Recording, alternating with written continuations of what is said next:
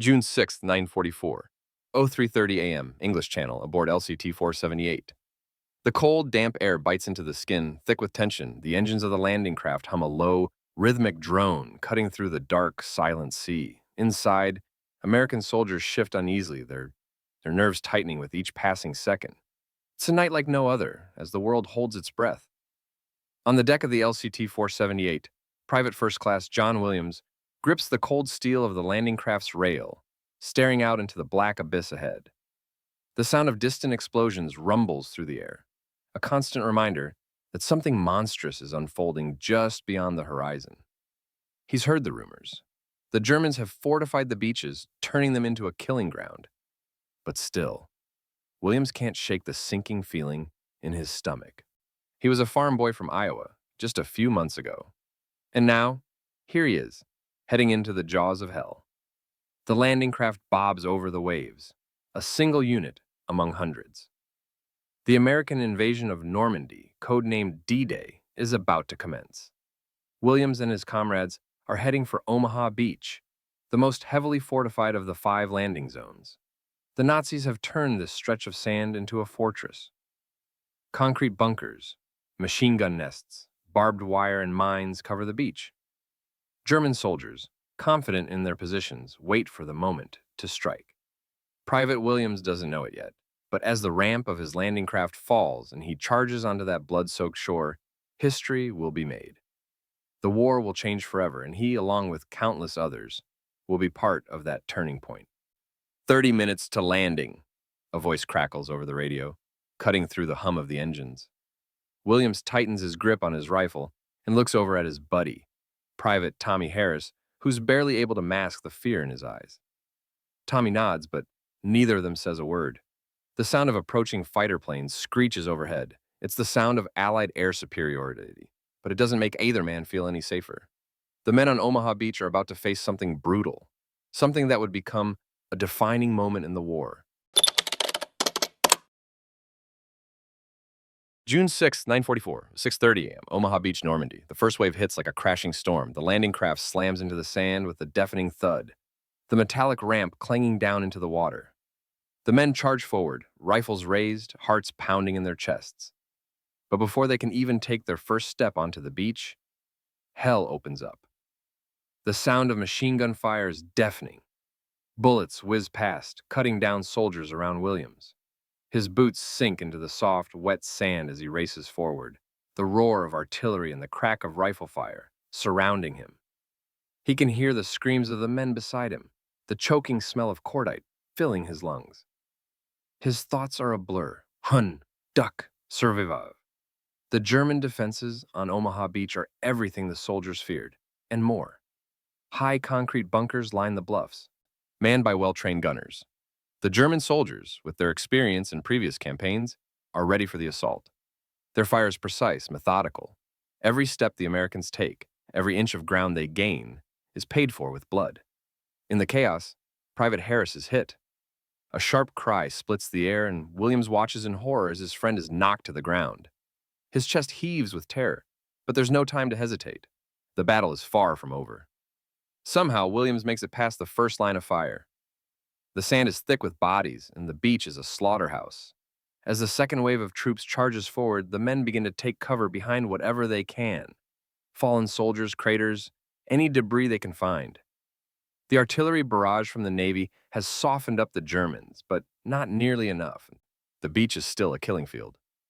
Overhead, American bombers drop their payloads, but the bombs land far off target, sending massive plumes of smoke into the sky. It's clear that the Germans are not easily dislodged from their positions. And as the soldiers push on, some of the older veterans begin to question the wisdom of this assault. They had heard the stories. The beach had been deemed impregnable by many of the officers back home. But now they were living it, each moment a fight for survival. Meanwhile, German soldiers, having dug into their defensive positions, looked down on the incoming waves of American soldiers with a cruel, dismissive smirk. Americans, they mutter to one another, just like in Africa, soft. They will break soon. The soldiers on Omaha Beach, however, are anything but soft. They fight with a ferocity born of desperation and courage. their resolve growing stronger with each step, each bullet they dodge. Private Williams grits his teeth as he crawls into a shallow crater, clutching his rifle. There is no way back, only forward. He watches his men, brave men, fall beside him, and he knows he cannot afford to stop. The beach is a hell, and yet it is a battle he must win. June 6, 1944. 6:45 a.m., German bunker, Omaha Beach. In a concrete bunker on the bluffs overlooking Omaha Beach, Oberleutnant Karl Vogel watches through his binoculars, the lenses vibrating with each explosion that shakes the ground below. His hands grip the cold steel of the railing as he observes the American assault. Vogel, a seasoned veteran of the Eastern Front, is confident in his position. The beach is heavily fortified, and the Americans have little experience with such intense coastal defenses. The men on the beach, they're unprepared. They've never seen what it's like to fight against a well-prepared, entrenched enemy. They will break soon, just like the others before them. Another wave, Vogel mutters in German as he scans the horizon. They are fools. He orders his men to hold their fire until the Americans are within range. His position on the bluff is perfect, the field of fire nearly unobstructed. He's calm. He's been through this before. But as the hours drag on, something begins to unsettle him. The Americans are not breaking. They are not retreating. Instead, they're pushing forward, defying all expectations. Through his binoculars, Vogel notices something unusual. A small group of American soldiers pinned down in the sand are beginning to crawl toward the defensive wall, their movements slow but purposeful. It's a tactic he had not expected. They are adapting, learning on the fly. His confidence begins to crack. As Vogel watches, the sound of a loud explosion shakes the bunker, and the floor beneath his feet trembles. He winces, his stomach churning. This is no longer just an invasion. It's a battle for survival. The German defenders had laughed at the Americans' lack of experience, but that confidence is starting to waver. The Americans are beginning to advance despite the hellfire raining down on them. The shock is growing. The beach, which had seemed like a fortress, is beginning to feel like a tomb for the German defenders. What they had once dismissed as unthinkable is now becoming reality. June 6, 1944, 7:30 a.m., Omaha Beach, Normandy. The battle is still raging. The tide of blood on Omaha Beach is unrelenting. But something has shifted. Despite the relentless German fire, despite the loss of life, the American soldiers keep coming. The beach is littered with the dead and dying, but the men keep pushing forward, undeterred. Private Williams, now covered in blood and sand, has lost track of time. His body aches, his mind numbed by the brutal reality of war. But he is not alone. Around him, his fellow soldiers refuse to stop. Their resolve has turned the tide. They may be inexperienced, they may be terrified, but they are not giving up. It is a slow, agonizing advance. But as the Americans move forward, the German lines begin to crack. The soldiers who had once mocked the Americans for their lack of experience are now witnessing something they hadn't anticipated. The Americans' unbreakable will. At 07:45, a series of explosions shakes the German bunkers, and the sound of Allied tanks roaring ashore fills the air. The tanks begin their advance, providing much-needed support for the infantry.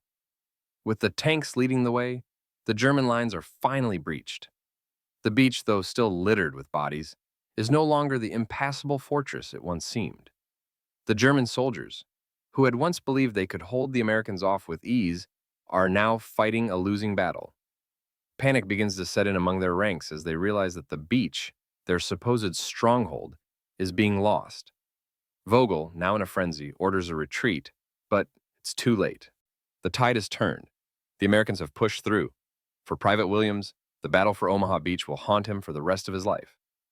But as he looks around, he realizes that they have done the impossible. They have routed the Germans against all odds. The price was high, but the victory was theirs.